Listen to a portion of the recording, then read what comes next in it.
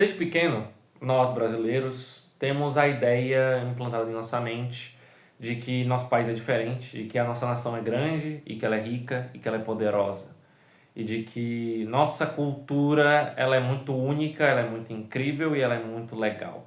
E ao mesmo tempo, inserido na nossa cultura, nós temos visões de que, por meio de senso comum, os empresários são ruins, a economia é problemática e que eles são só enganadores que visam sempre o lucro e sempre derrotar a população e destruir a mão de obra e explorar o trabalhador e coisas nesse sentido.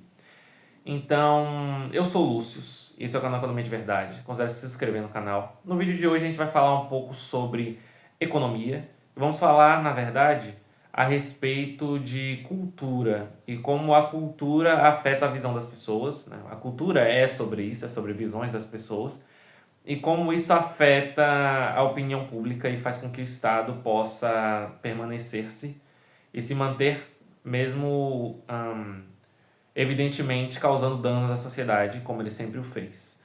Enfim, qual é a opinião média de um brasileiro, assim? Eu não vou falar a respeito de todas as regiões do Brasil, porque eu não estive em todas as regiões do Brasil, então eu não sei exatamente se a cultura se modifica bastante, mas eu imagino que lá para o sul, sudeste, essa opinião deve ser bastante diferente e que a cultura deve ser muito mais favorável aos empresários, aos capitalistas, como chamava Marx e os marxistas.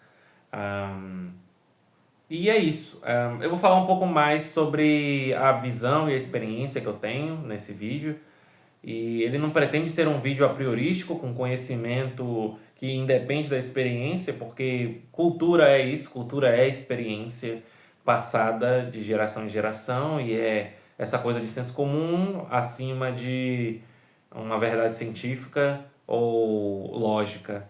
Então, assim, o brasileiro médio tem essa visão, vamos considerar, o brasileiro médio com essa visão de que o empresário é problemático, de que ele é um psicofanta do capital, de que os empresários eles destroem a riqueza, de que eles destroem, na verdade, principalmente as pessoas, e que eles enganam todo mundo para se manter, e que eles crescem por meio da mentira e do roubo e da exploração. Essa visão é bastante marxista. Espero que os senhores tenham percebido isso até agora. Mas essa é a visão básica que um brasileiro tem. Essa é a visão que eu, por exemplo, já tive em determinado momento da minha vida, quando eu tinha, sei lá, uns 14, 13 anos. Apesar de eu não ligar tanto para a política naquela época, eu tinha essa visão de que a política era a salvação do Brasil. Isso veio mudar alguns anos atrás, mas enfim. Não estamos aqui para falar exatamente sobre a minha trajetória. Então, a respeito disso, da opinião do baiano médio, do nordestino médio, do brasileiro médio, é isso. É de que o empresário é ruim, de que o Estado é bom, de que o Estado é interessante e de que ele ajuda as pessoas e de que o problema do Estado é que ele só tem uma má gestão, ou o problema dessa escola aqui é que só tem uma má gestão. E eu vejo isso se refletir em muitas coisas. Isso se reflete tanto na esfera da opinião pública a respeito de educação, a respeito de segurança. Segurança nem tanto mais, mas no passado era mais. A respeito também de segurança, a respeito de políticos em geral e coisas assim. Então, eu vejo isso muito refletido mesmo em saúde, não, em educação, perdão. Em educação isso é muito visível. Tem muitos familiares, muitas pessoas mais velhas principalmente, que acreditam no ensino público e acreditam, não, o meu sonho é que meu filho vá para uma faculdade federal ou universidade ou vá para um instituto IFE, alguma coisa.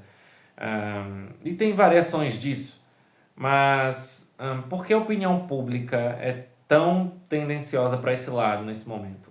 O que acontece é que o Estado ele tende a minar a opinião pública a respeito de iniciativa privada e a respeito de livre mercado por meio de alguns mecanismos. Ele pode fingir ser bom E aí, fingir ser bom pode ser aplicado de várias formas, né? Que é o principal mecanismo. Ele pode oferecer crédito a juros baixos, ele pode fazer propagandas, ele pode dar benefícios, entre aspas, né? Porque você está beneficiando alguém em detrimento de outra pessoa e tudo mais. E o inimigo do Estado é a iniciativa privada, é os empresários, são o livre mercado, são a economia. E o Estado vai sempre tentar colocar a população contra isso e demonstrar que, de alguma forma, novos empresários ou empregadores que geram riqueza por meio tanto da produção e de empregar as pessoas, quanto por meio de servir a sociedade com esses produtos que eles produzem, tem essa visão muito distorcida dos empresários. E isso é muito útil para o Estado, isso é muito bom para o Estado, no sentido de que, quando elimina a opinião a favor dos empresários e de todo o capitalismo e tudo mais, eles tendem a fazer com que as pessoas sigam para o lado deles e comecem a achar que o Estado é importante, que o Estado é bom. Porque assim, a pessoa começa falando, a gente suporta o Estado. Aí ela vai. Esse é o nível mais baixo de concordância, né? Porque é uma resignação passiva. O que a pessoa vê é. Eu suporto o Estado. Esse é o nível mais baixo de aceitação do Estado. Aí tem, eu suporto o Estado. Aí depois tem, o Estado é importante. Aí depois vem, o Estado é bom, só é mal gerido. Aí depois vem, o Estado é muito importante. Aí depois vem, o Estado é o herói e somente o Estado pode nos salvar. E o Estado ajuda as pessoas. E o Estado é tudo isso de bom. E o Estado nunca vai ser isso de bom. E eu sinto que a opinião do brasileiro médio tá ali entre o Estado é bom e mal gerido. Eu acho que tá mais ou menos ali.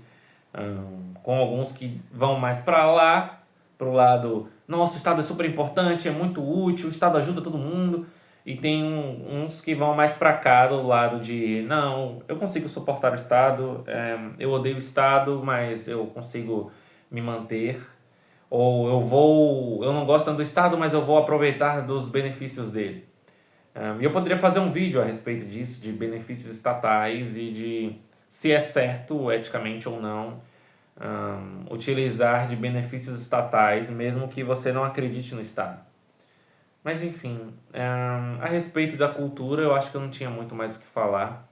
É muito essa distorção que o Estado faz para poder se beneficiar, denegrindo a imagem, distorcendo e mostrando para o brasileiro médio que o metacapitalismo que acontece no Brasil é o capitalismo de verdade, o que está muito longe disso. Aliás, eu tenho que fazer também um vídeo sobre isso, sobre metacapitalismo e capitalismo e por que as pessoas confundem tanto isso, principalmente os marxistas. Eles sempre acham que o capitalismo de verdade, ou como eles chamam, o capitalismo tardio, é essa coisa de juntar superempresas e comprar votos de estados, comprar votos de políticos para fazer leis que dificultam a concorrência. E isso não é capitalismo de verdade, né? O capitalismo de verdade é a livre concorrência. E nesse aspecto, realmente, existem alguns empresários que fazem lobby com o Estado, que atribuem a sua produtividade a uma compra que o Estado vai fazer dos seus bens, que não é uma compra orgânica feita pelo mercado por trocas voluntárias, não. Ele troca voluntariamente com o Estado, mas o Estado usa de dinheiro que não é voluntário, que não foi atribuído a ele de maneira justa. Para esses empresários, realmente, eles são pilantras, são problemáticos, e se eles não atuassem, a sociedade seria bem melhor. Mas não devemos culpar todos os empresários por isso, porque isso é uma parcela pequena dos empresários. Principalmente no Brasil, que tem muitas empresas pequenas que abrem e fecham todo ano. Enfim, é isso. Tchau, tchau.